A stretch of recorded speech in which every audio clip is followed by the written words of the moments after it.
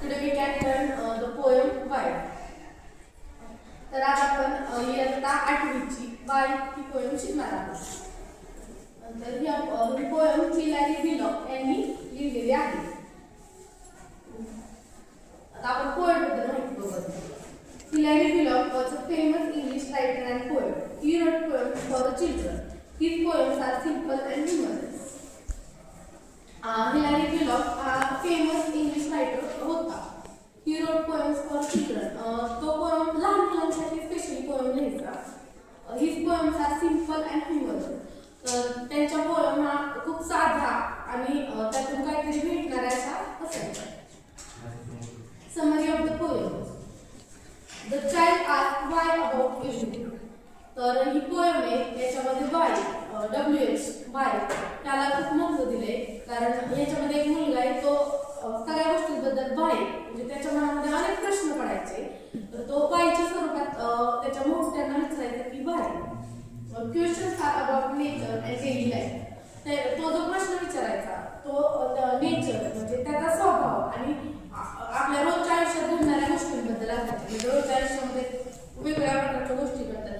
हे का होतं म्हणजे असंच का आहे, सूर्यच का होतं, चंद्रच का होतं, अशा प्रकारचे तो वाईच्या स्वरूपामध्ये प्रश्न विचारायचा. Adults get tired of answering. छोटे ॲडल्ट्स म्हणजे त्याच्या मोठ्या त्याच्यापेक्षा असणाऱ्या वडील झाल्या व्यक्तींना प्रश्न विचारायचा. लोक त्याच्यावर रोज प्रश्नांना कंटाळून जायचे. Poems is funny and relatable.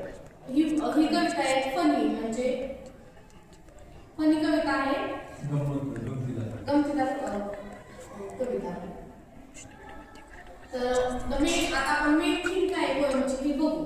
तर या मेन थीम आहे की या कवितेमध्ये मुलगा आहे, लहान मुलगा आहे, त्याच्या मोठ्यांना प्रश्न विचारतात. ते वेगवेगळे प्रश्न त्याच्या मुलाची आपल्याला क्युरिसिटी म्हणजे उत्सुकता समजून येते.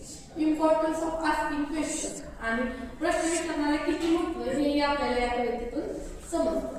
लर्निंग थ्रू ऑब्झर्वेशन आणि आपण तो यातून निरीक्षण करतोय म्हणजे घडणाऱ्या गोष्टी आणि निरीक्षणामधून तो शिकतोय. ठीक आहे.